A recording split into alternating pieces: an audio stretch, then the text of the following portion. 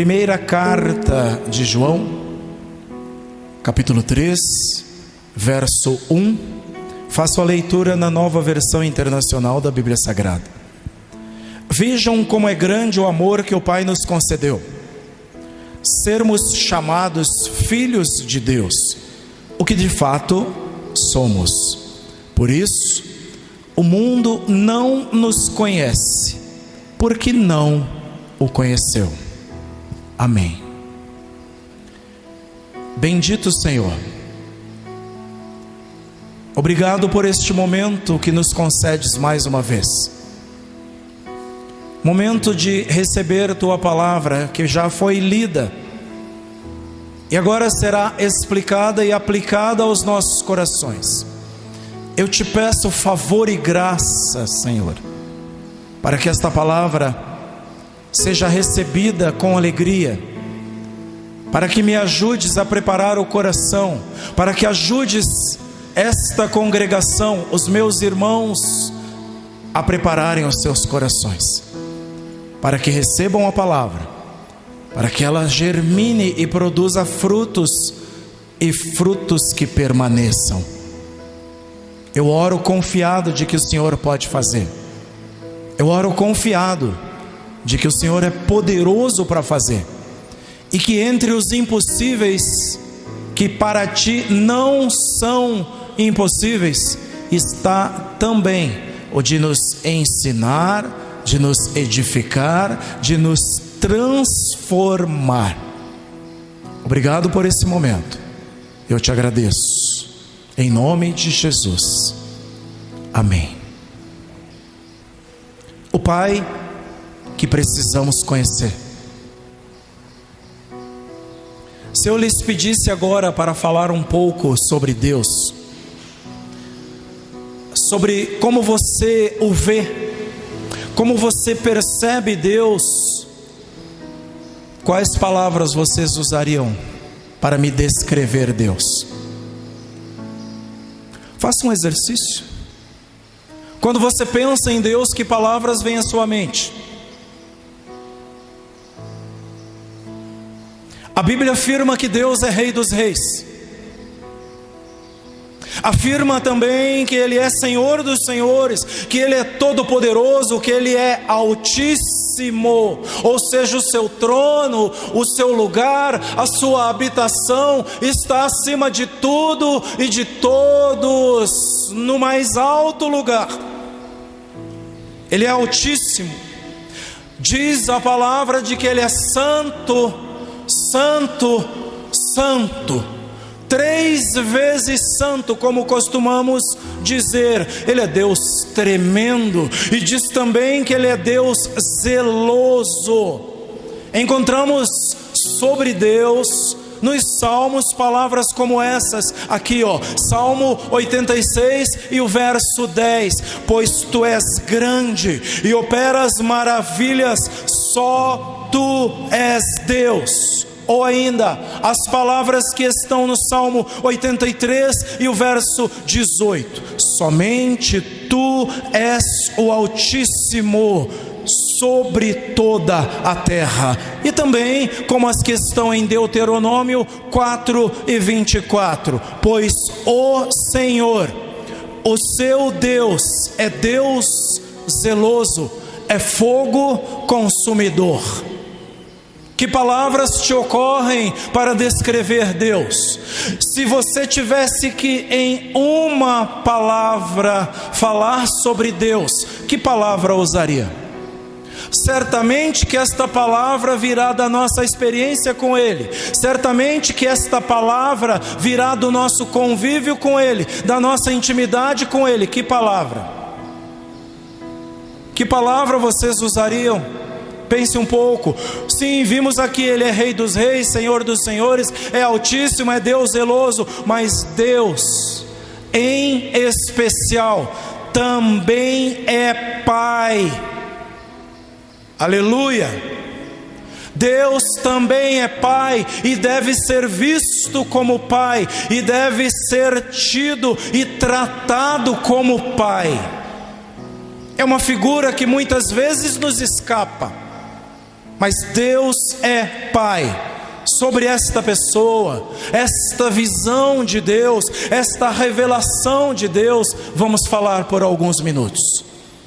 Deus é Pai, portanto, eu quero lhes falar sobre o Pai que precisamos conhecer.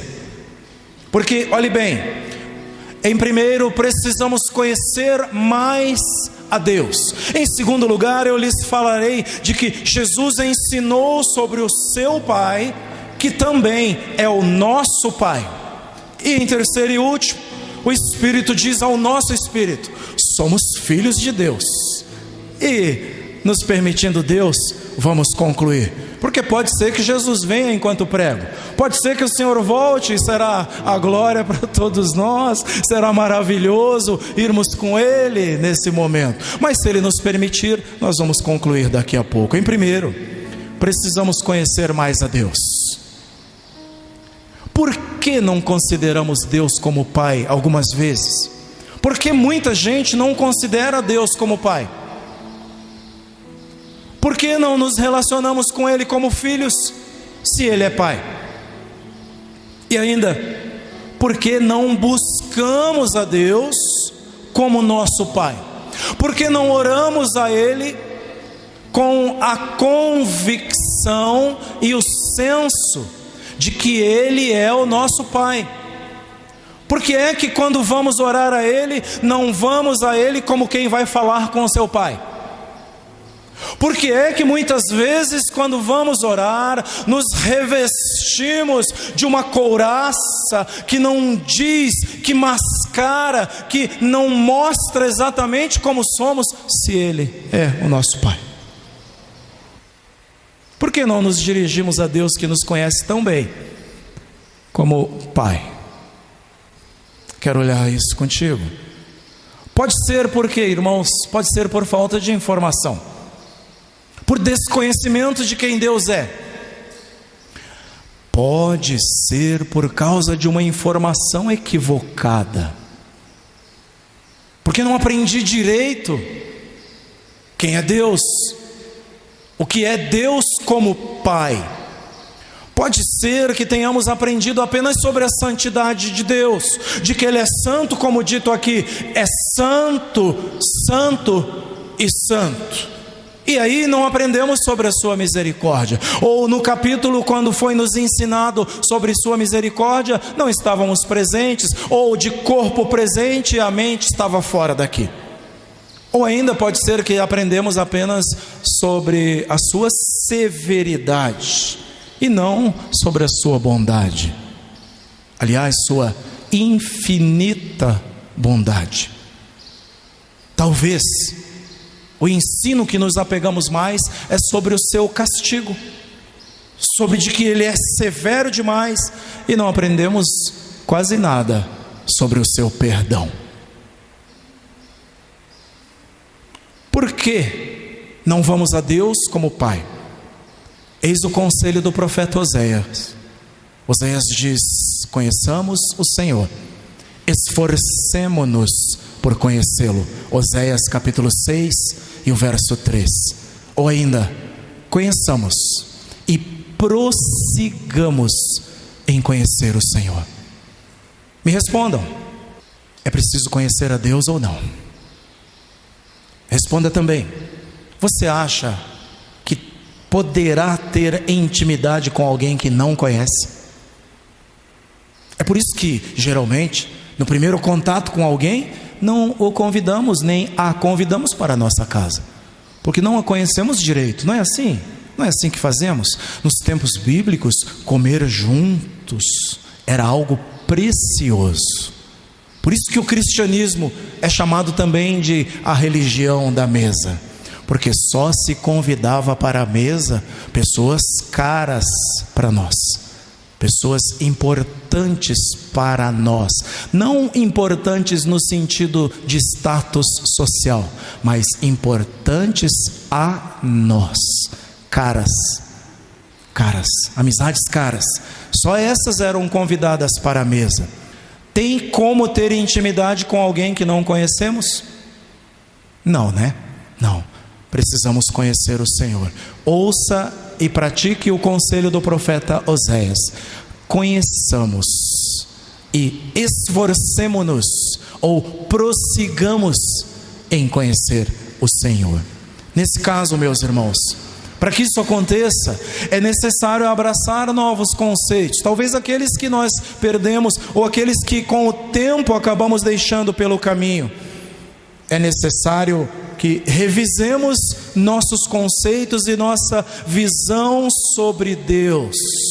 Conceitos antigos, irmãos, tão antigos quanto esses que nós guardamos: o de um Deus castigador, o de um Deus que disciplina, o de um Deus que é severo. Antigos como esses são também o Deus que é bondoso, o Deus que é misericordioso, o Deus que é longânimo, tem uma paciência enorme com as nossas faltas, tem uma grande paciência, porque nós vamos diante dele, pedimos perdão, e daqui a pouco, olha nós aqui fazendo as mesmas coisas, as mesmas atitudes. Viemos num primeiro culto como esse, numa virada de ano, e prometemos: Senhor, este ano eu vou te servir, este ano eu vou trabalhar para ti, este ano eu vou ser um cristão, uma cristã exemplar, e daqui a 15 dias, um mês, se muito, nós já estamos os mesmos, e Deus, na sua longanimidade, continua tendo paciência conosco e cuidando de nós, e nos abençoando e governando sobre as nossas vidas, sobre a nossa casa, nos perdoando. Precisamos conhecer mais esse Deus. Portanto, é importante conhecer a Deus. Segundo, Jesus ensinou sobre o seu Pai, que também é nosso Pai. Vejam, Jesus trabalhou bastante para nos passar, nos ensinar a ideia da paternidade de Deus. Muitas vezes Jesus se dirigia aos seus discípulos, referindo-se sempre a Deus como o vosso Pai, o teu Pai. No Sermão da Montanha, por exemplo, Jesus fala sobre Deus Pai várias vezes, em torno de 15 vezes pelo menos. Vejam, por exemplo, o que ele diz em Mateus capítulo 6 e o verso 4. Vou extrair algumas coisas aqui de Mateus capítulo 6. Que você preste a sua ajuda em segredo, diz Jesus, e seu Pai, que vê o que é feito em segredo, o recompensará. Mateus 6,4. Ainda: mas quando você orar, vá para o seu quarto, feche a porta e ore a seu Pai que está no secreto. Então seu Pai que vê no secreto o recompensará. Mateus 6 e o verso 6.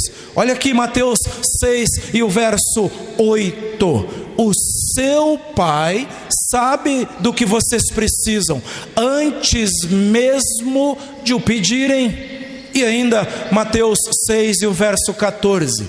Pois se perdoarem as ofensas uns dos outros, o Pai Celestial também lhes perdoará. Jesus nos apresenta Deus como Pai. A palavra mais direta dele, e a que mais nos encoraja a tratar Deus assim, é a que está na oração que Jesus nos ensinou. Como foi que Jesus nos ensinou a orar? Nos deu uma direção para orar. Mateus capítulo 6 e o verso 9. Vocês orem assim: Pai nosso que está nos céus. É nosso Pai. Podemos nos apossar desta bênção, podemos nos apossar dessa pessoa, Jesus, o Filho que também é Deus. Não nos esqueçamos disso. Jesus não é, como creem certas religiões, apenas um sábio, um mestre.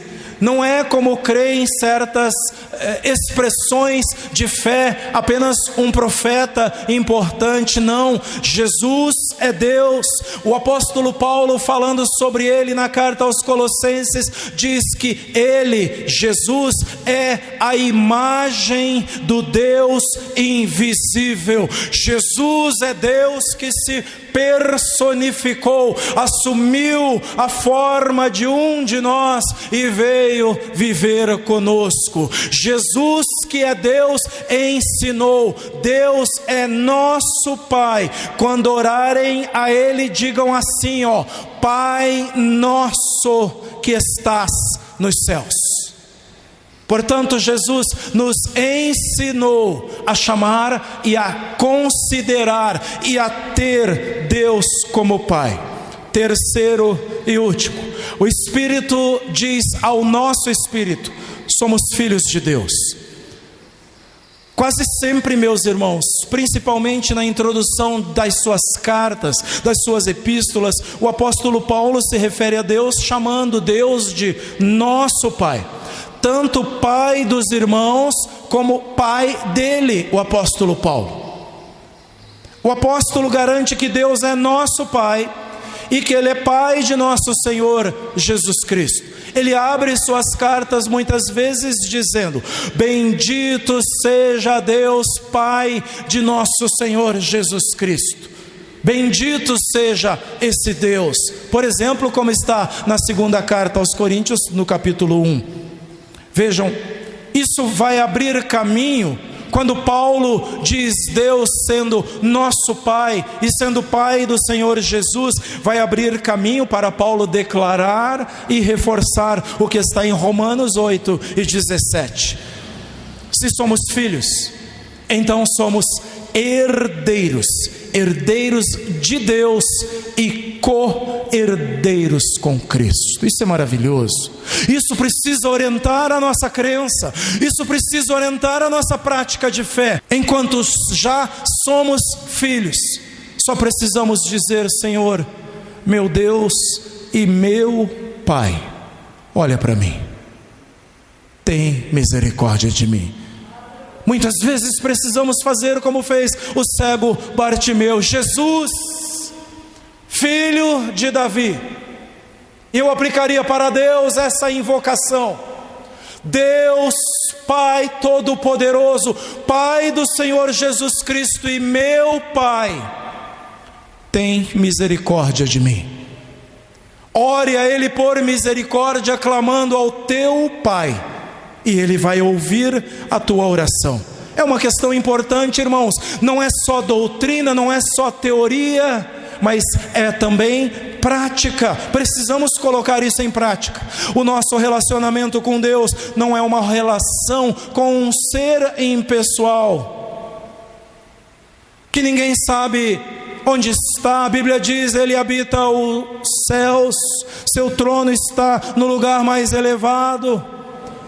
Não é alguém que não sabemos quem é. Nós sabemos, João diz, nós vimos a sua glória, a glória como a glória do unigênito do Pai. Não é alguém que você não tem ideia. Quando você ora, diferente dos homens e mulheres que oravam para os deuses gregos, você ora para uma pessoa, você ora para alguém que João diz: o verbo, a palavra se fez carne e veio morar entre nós. É para Ele que você ora. Não oramos para um ser impessoal que não sabemos quem é. Por isso é importante, não oramos para um Deus distante, não oramos para um Deus sádico, um Deus cruel que de braços cruzados assiste o transcorrer da história, assiste a tua dor e fica lá como quem fica pagando para ver a hora que você vai se estrumbicar. Não! Ele é o Deus que, conforme chegam a nós as palavras de Isaías, te toma pela mão direita e a sua destra te sustenta, e Ele te levanta e te leva pelo caminho.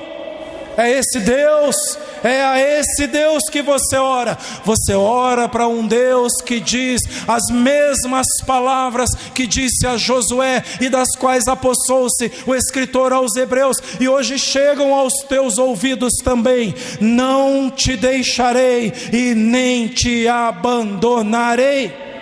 É para esse Deus que você ora, é para uma pessoa que você ora. Ele não é um Deus malvado, Ele não é um Deus cruel, não é como os deuses do panteão grego, não é como os deuses dos romanos, que precisavam ser agradados para aplacar a sua fúria, precisavam ser agradados para aplacar a sua ira, e eles pediam coisas como: sacrifica o teu primeiro filho. Eles pediam coisas como o sacrifício de gente, de humanos, assim como fazia Baal. Não é esse Deus.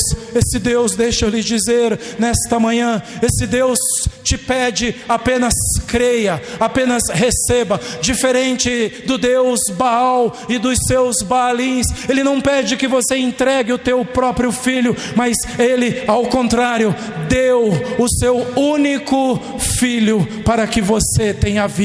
Deu o seu único filho para que você, crendo nele, também tenha vida eterna. É esse Deus que você ora. Orar a um Deus assim é maravilhoso, porque nós sabemos que do outro lado tem alguém ouvindo, que sabemos que presente aqui do meu lado, junto comigo, Ele está ouvindo a nossa oração. É para esse Deus que nós oramos. Nós oramos a um Deus que nos permite chamá-lo de Abba, diz a Escritura. Em aramaico quer dizer Pai. Nós oramos a esse Deus. Veja Romanos 8,15: pois vocês não receberam um espírito que os escravize para novamente temer, mas receberam o espírito que os adota como filhos, por meio do qual clamamos: Abba, Pai. Abba, que quer dizer Pai. Abba era uma forma íntima de chamar a figura paterna. No judaísmo é uma maneira respeitosa de se dirigir a mestres rabínicos. Ainda hoje é comum em Israel o uso da palavra Abba por crianças. É a este Deus que você ora, ao Deus que te permite chamá-lo Abba, ao Deus que te permite chamá-lo Pai, ao Deus que te permite chamar de seu Pai. É a Ele que você ora, e isso é maravilhoso. Para que não haja dúvida, nem receio algum, nada, as Escrituras nos ensinam, irmãos, que o próprio Espírito, que é o Espírito de Deus, se une ao nosso espírito, atestando, testemunhando, ou seja, assegurando, ou ainda afirmando que nós somos filhos de Deus. Isso é maravilhoso. Isso é maravilhoso, porque aí no teu coração tem uma voz dizendo: você é filha. No meio da dor, no meio da dificuldade, viu homem, viu mulher, tem uma voz testificando ao teu coração: você é filho, você é filha, você é filha do Deus Altíssimo, você é filho do Deus Altíssimo. Olha as versões da Bíblia Sagrada quando dizem: o próprio Espírito testemunha ao nosso espírito que somos filhos de Deus. Romanos 8,16. Gosto da Nova Tradução na linguagem de hoje desse texto, quando diz: o Espírito de Deus se une com o nosso espírito para afirmar que somos filhos de Deus. Ou ainda a Bíblia Viva, que de maneira tão maravilhosa diz: o próprio Espírito fala no íntimo dos nossos corações, dizendo-nos que somos realmente filhos de Deus.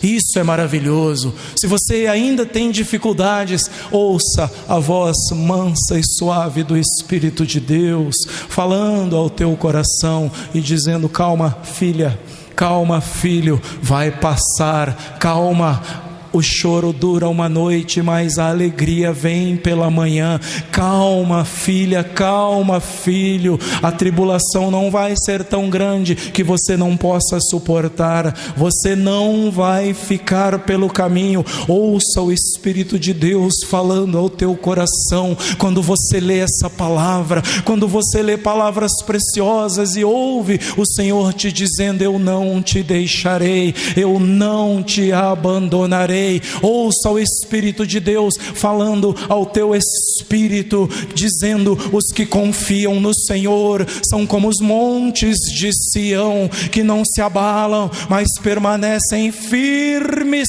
para sempre. Ouça o Espírito de Deus dizendo palavras através da boca do profeta Isaías: confiai no Senhor perpetuamente, confiai no Senhor para sempre, porque o Senhor é uma rocha eterna. Não tenha medo, não se desespere, Deus não perdeu o controle, e para testemunhar disso tem o Espírito falando ao teu coração.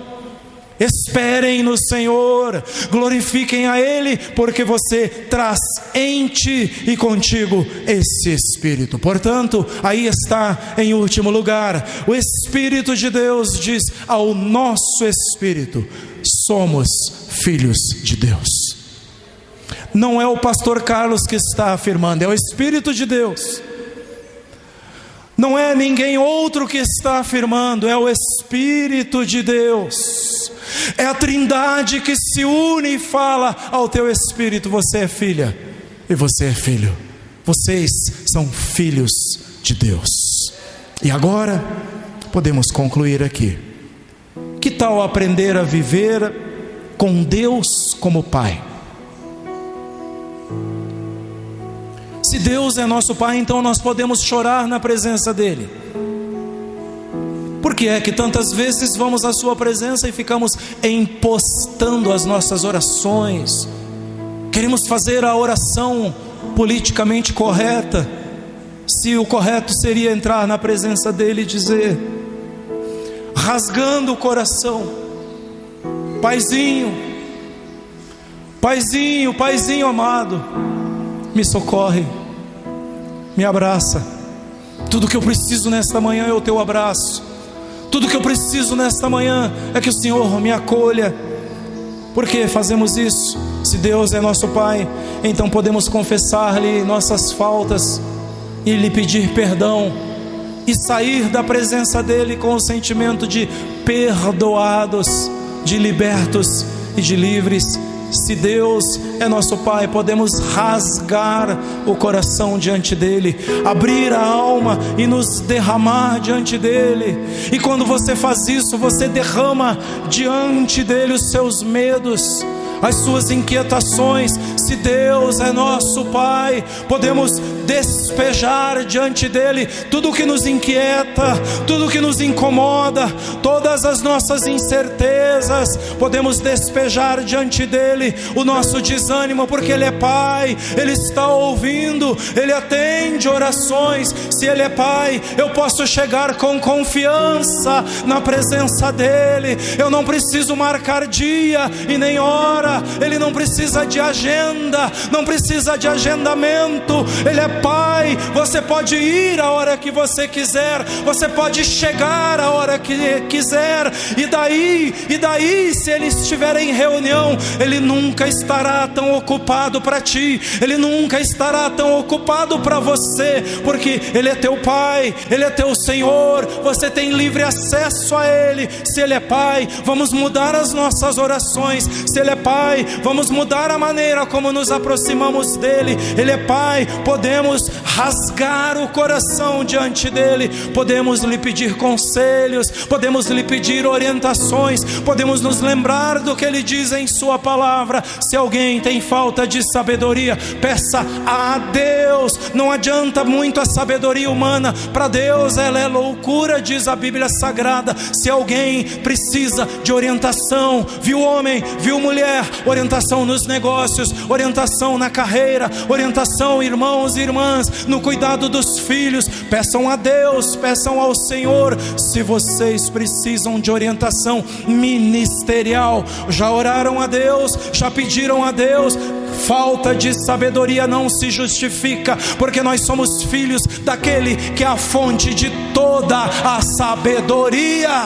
Aleluia, aleluia. É por isso, irmãos, que esse texto de João é tão significativo, é tão importante, esse texto que usamos para abrir. E você já deve ter percebido que só agora voltamos nele ao encerrar. Ele fala de amor, ele fala de acolhimento e ele fala de aceitação. Sabem, o grande ato de amor da parte de Deus para conosco foi nos tornar seus filhos. Isso é maravilhoso. Primeira carta de João, capítulo 3 e o verso 1. Vejam como é grande o amor que o Pai nos concedeu, sermos chamados filhos de Deus, o que de fato somos. Aleluia. Como é grande esse amor, essa filiação, irmãos.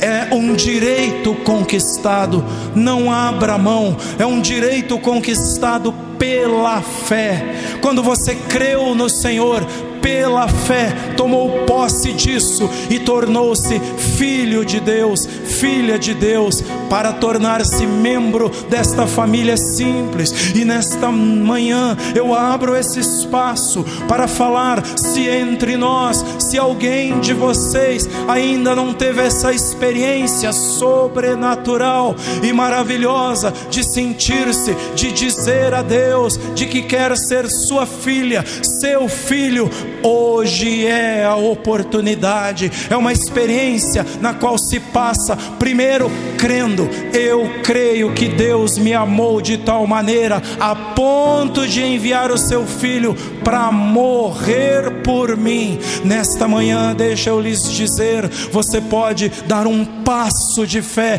dizendo: eu creio nesse amor maravilhoso, eu creio nesse amor que trocou a vida do seu filho pela minha vida. Tome posse desta bênção e você será, a partir de hoje, um salvo em Jesus Cristo. Diga para Ele: Senhor, eu preciso que Tu me aceites. Meu Deus, eu preciso que o Senhor me aceite. Estou cansado de viver a minha história do jeito que eu quero. Eu quero passar a viver uma nova história. Eu quero passar a viver novos tempos, agora não mais sobre a minha direção, mas sobre a tua direção, a tua orientação. Então aceite a Deus como teu Pai, aceite a Deus como Senhor, aceite a Jesus Cristo como teu Salvador, e você passará a ter Deus por Pai.